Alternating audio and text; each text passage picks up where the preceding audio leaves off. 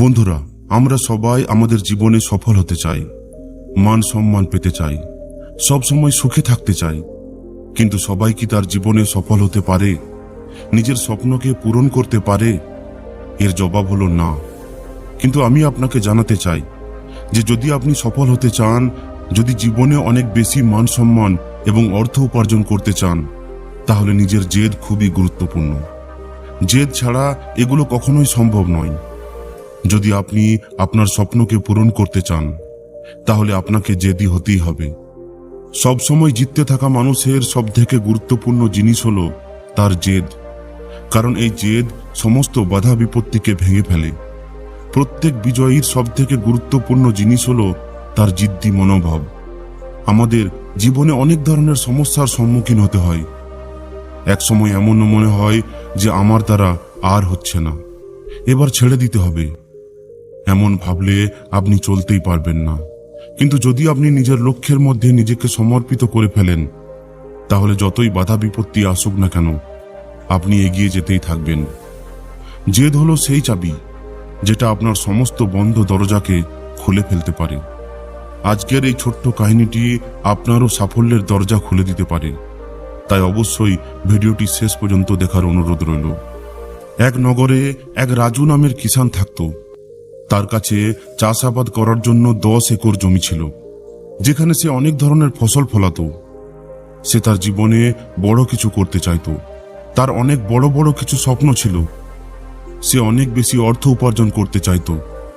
সে তার পরিবারকে সবসময় খুশিতে রাখতে চাইত। কিন্তু সে তার চাষবাসে খুশি ছিল না, কারণ তার অতটা অর্থ উপার্জন হচ্ছিল না যতটা তার স্ত্রী এবং বাচ্চার চাহিদা পূরণ করার জন্য দরকার। নিজের পরিবারকে একটি হাসি খুশিতে ভরা জীবন দেওয়ার জন্য দরকার।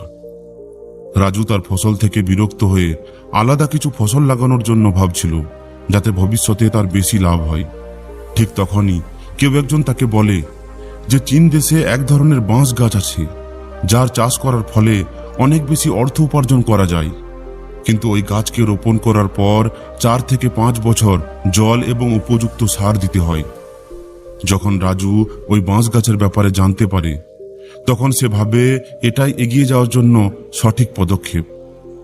এরপর সে ওই চাইনিজ বাঁশের বীজ নিয়ে আসে এবং কয়েকদিনের মধ্যে সে তার জমিতে ওই ফসল বপন করে দেয়।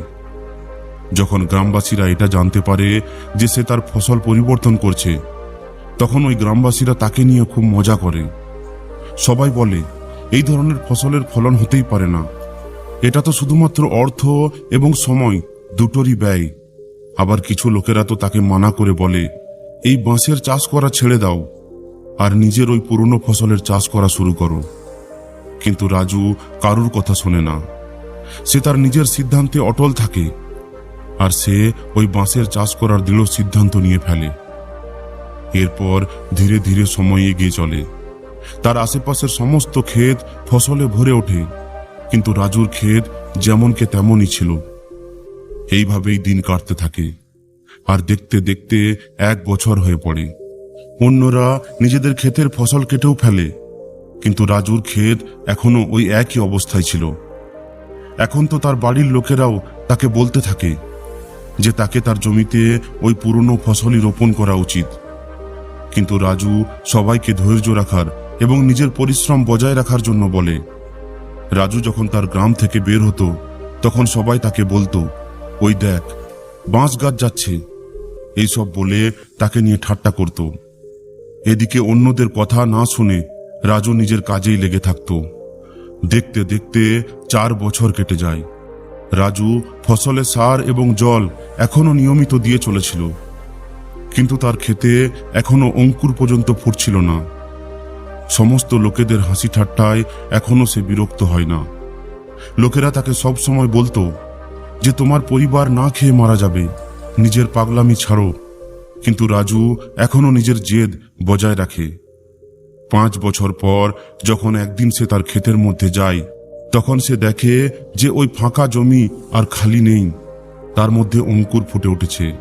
তার মধ্যে থেকে ছোট ছোট পাতা বাইরে বেরিয়ে এসেছে, যেটা দেখে রাজু খুবই খুশি হয়ে ওঠে। তার খুশির কোনো ঠিকানাই থাকে না। আর দেখতে দেখতে 6 সপ্তাহের মধ্যে ওই বাঁশ গাছ 90 ফুট পর্যন্ত লম্বা হয়ে পড়ে। সমস্ত গ্রামবাসীরা এটা দেখে অবাক হয়ে পড়ে।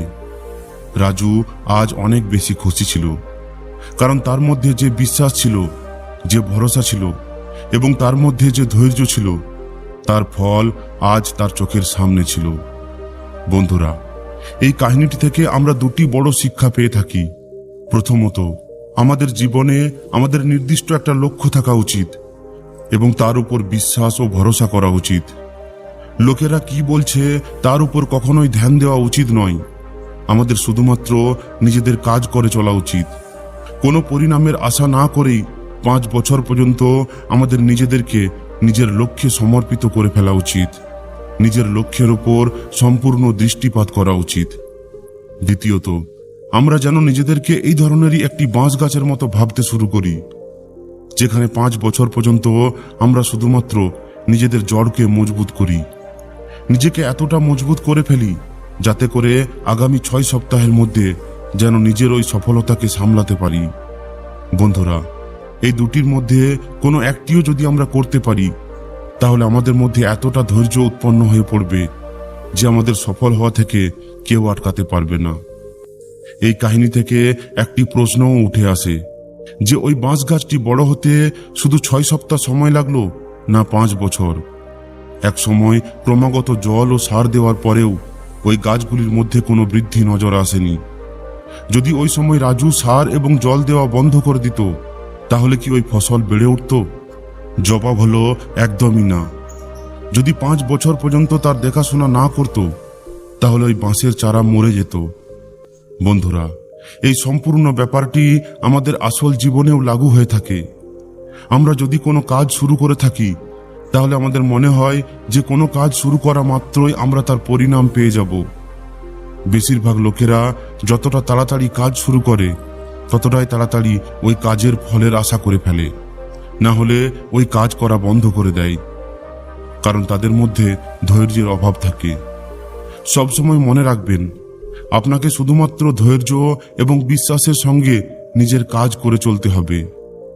অনেক সময় কোনো কাজের ফল খুব তাড়াতাড়ি পাওয়া যায়, আবার অনেক সময় কোনো কাজের ফল পেতে কয়েক বছর লেগে যায়, কিন্তু একদিন অবশ্যই পাওয়া যায়। যে ব্যক্তি নিজের লক্ষ্য পর্যন্ত পৌঁছাতে পারে, ওই ব্যক্তি বাকি লোকেদের থেকে একটু আলাদা হয়ে থাকে। জিততে থাকা ব্যক্তিরা নিজের লক্ষ্যকে ছাড়া আর কিছুই দেখতে পায় না। যতক্ষণ না নিজের লক্ষ্যে পৌঁছানোর জেদ না হবে, ততক্ষণ পর্যন্ত ওই লক্ষ্যে পৌঁছানো অসম্ভব। আপনি যে কোনো সফল ব্যক্তিকে দেখে নিন, আজ তিনি যে জায়গায় পৌঁছেছেন, ওই জায়গায় পৌঁছানোর জন্য তিনি নিজের জেদকে বজায় রেখেছিলেন, আর ওই জেদের জন্যই তিনি ওই সাফল্যের চূড়ায় পৌঁছেছেন। এই দুনিয়ায় আজ পর্যন্ত যে সমস্ত বড় বড় পরিবর্তন এসেছে, সেগুলো কারোর না কারো জেদেরই ফল।